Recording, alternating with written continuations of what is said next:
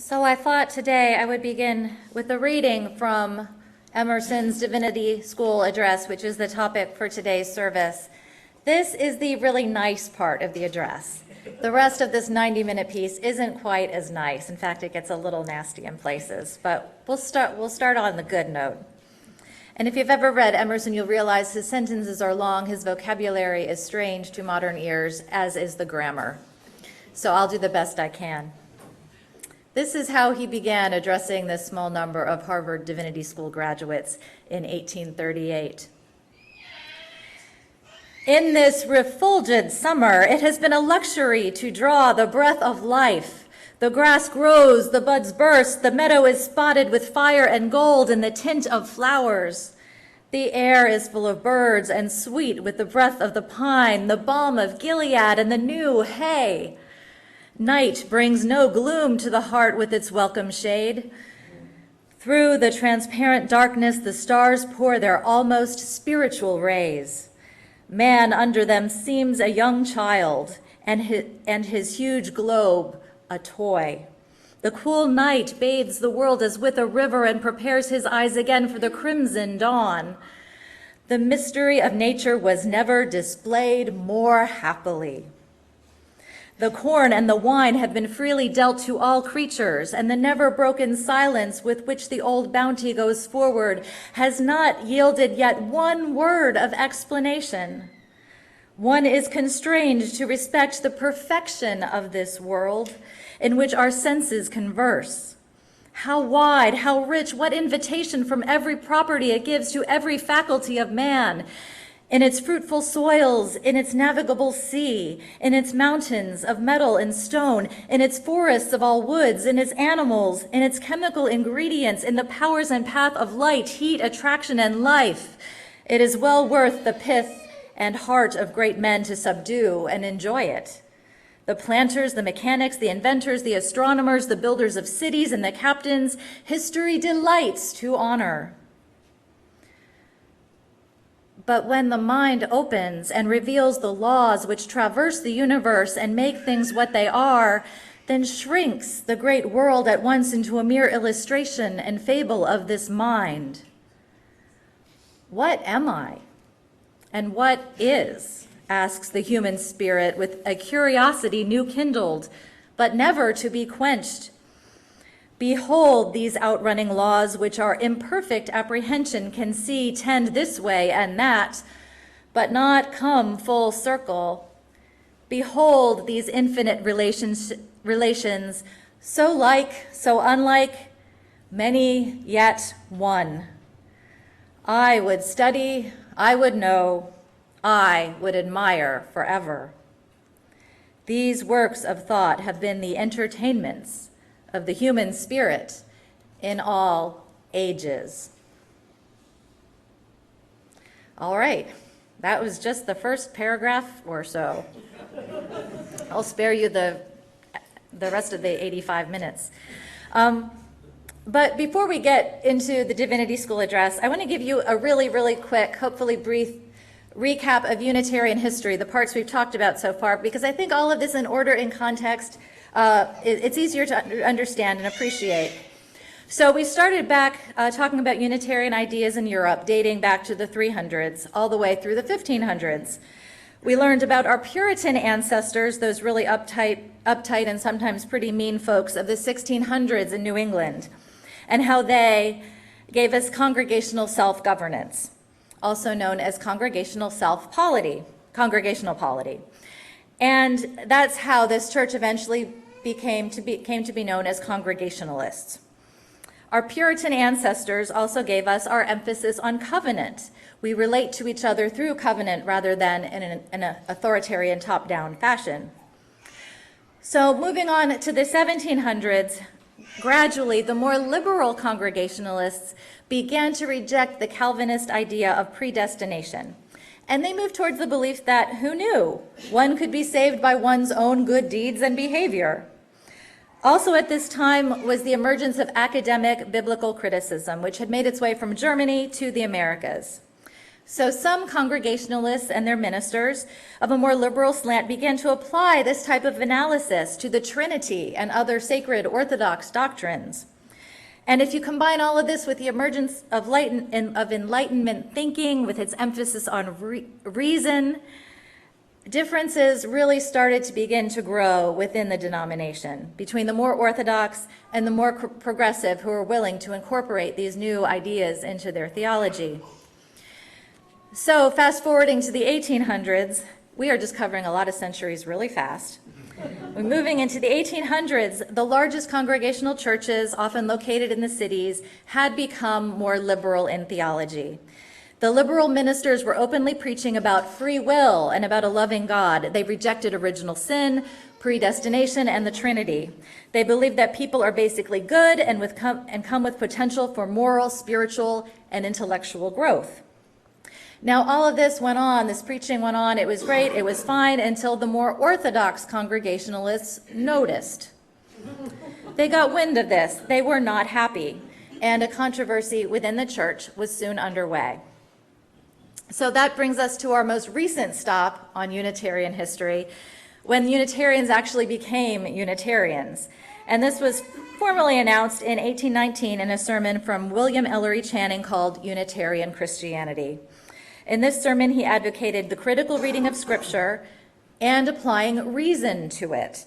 He stressed the unity of God, the humanity of Jesus, following the example of Jesus, the goodness of God, and the goodness of people. He preached a doctrine of infinite human worth and sanctity versus the doctrine of human degradation and original sin.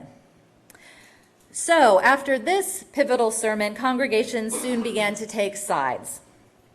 Some congregations actually split down the middle, engaging in nasty fights over property, including the communion silver. There is still a really old nerdy joke among Unitarian ministers and UCC ministers about who has the silver and who wants it back. I said it was nerdy. So in 1825, a group of young Unitarian ministers formed the American Unitarian Association, which served to make the Unitarian enterprise a little bit more official. But this was not an association of congregations like we have today. This was an individual membership organization. So 19 years after Channing's sermon, we're getting there, we're getting to Emerson. It really comes time for Ralph Waldo Emerson, who is a new generation, to add his own theological flair to this Unitarian mix. He did this in his 1838 Divinity School address. He was talking to the Harvard graduating class of fresh-faced young Unitarian ministers, because ministers started out really young in those days. And they had actually invited him to give the address, and they knew he was going to shake things up. They knew. But back a little bit on Emerson. He was born in 1803, making him 16 years old when Channing gave that Unitarian Christianity sermon. He was sort of the next generation following Channing. He came from a family of Unitarian or Congregationalist ministers, and he went to Harvard, as they did, and he taught briefly and then went into the ministry. But only 3 years after being ordained, he left parish ministry. By then, he had experienced the death of his young wife, and he was having some theological issues, particularly around administering Holy Communion, which led him and his congregation to part ways.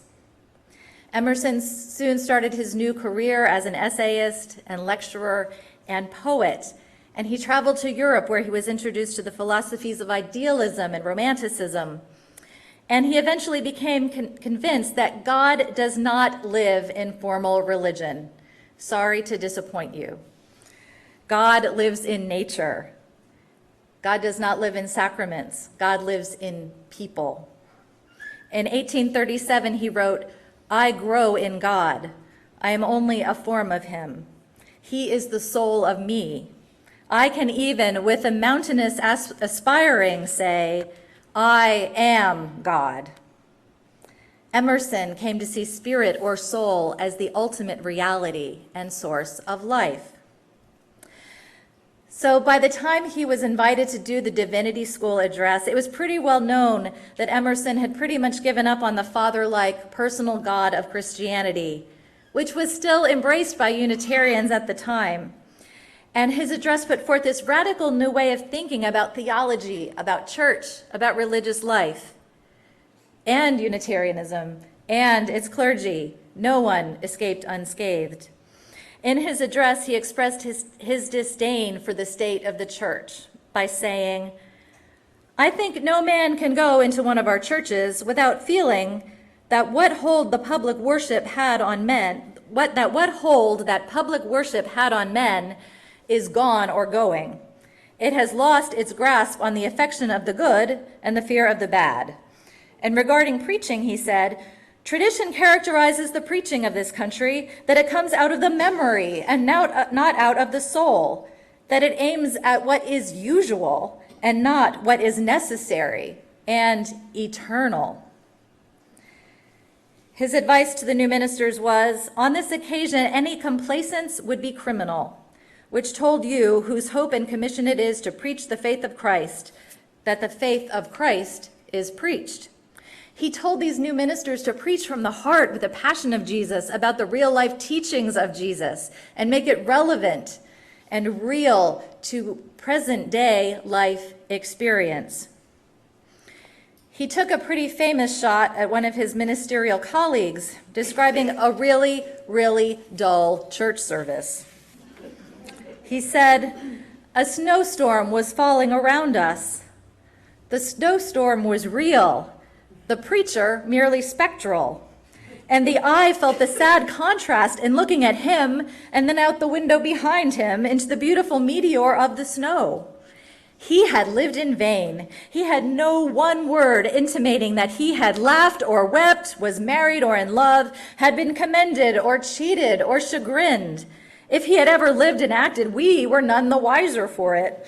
The capital secret of his profession, namely to convert life into truth, he had not learned. Not one fact in all his experiences had he yet imported into his doctrine.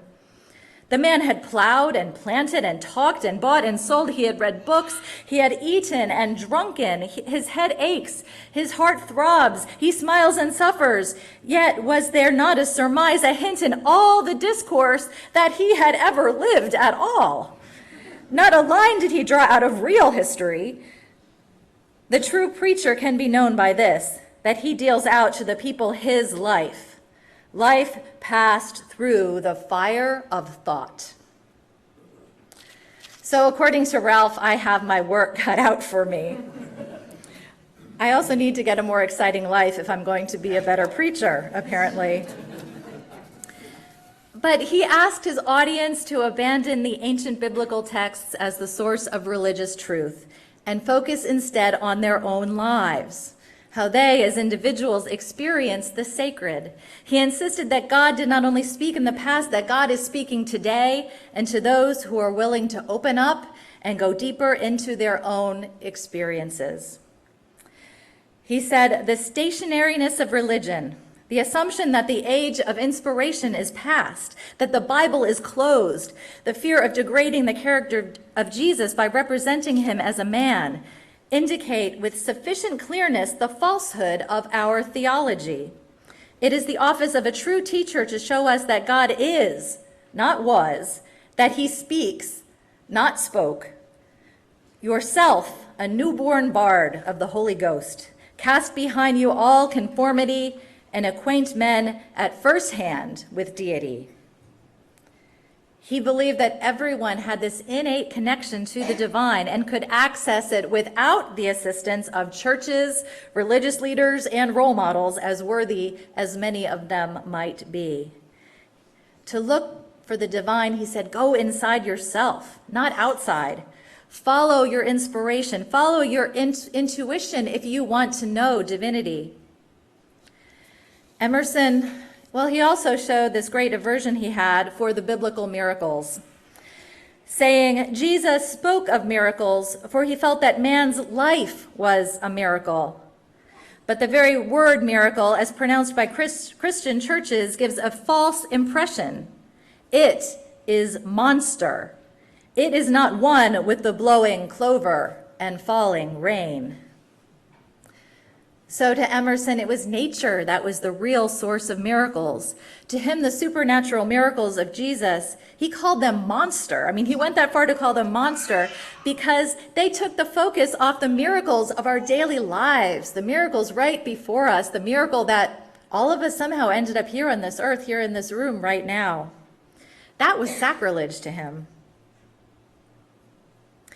Problem was, these were sort of fighting words because many, even Unitarians at the time, saw the miracles as confirmation of the validity of Christianity itself.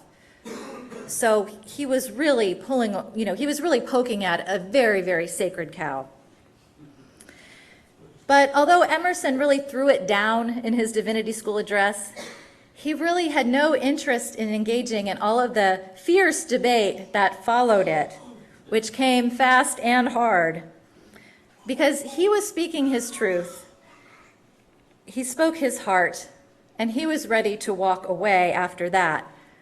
He was not a reformer. He didn't want to reform the church. He just said his piece, and people could take it or leave it. But he was soon denounced in newspapers, and he was held at a cool distance by other Unitarian ministers and professors. Ministerial students were warned that taking Emerson too much to heart would not be good for their careers. We claim Emerson as our big hero now, but back then he was persona non grata. So in the end, the Divinity School address challenged in a very, very public way the ancient assumption concerning the supernatural origins of Christianity. It also challenged the reliability of the scriptures and doctrine, the very, very fundamental doctrine on which Christianity was founded. And after the address, Unitarian ministers had to figure out how they stood in relationship to Emerson's beliefs, because if they ever wanted a job in a congregation, they would have to answer that question. But despite attempts to dissuade them, Emerson's address did make a lasting impact on the young ministers and others who were listening.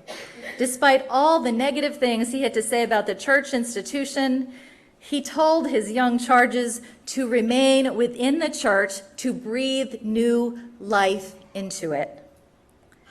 And that happened, as we will find out in our next stop in Unitarian history. So that was the history message for today. But how about the present message for today, 181 years later? Because Emerson would want that. He would want me to give you some current relevance. In fact, he would totally get on me and make fun of me in a sermon for not doing that. Right? So, as we find in our Unitarian history, radical ideas of the past are now accepted as views of the present. Many things that Emerson talked about that were so controversial back then, we take for granted now, as you use at least, although many of his ideas would still to this day be considered heretical in most of the Christian world. Personally, I am struck by two of Emerson's ideas.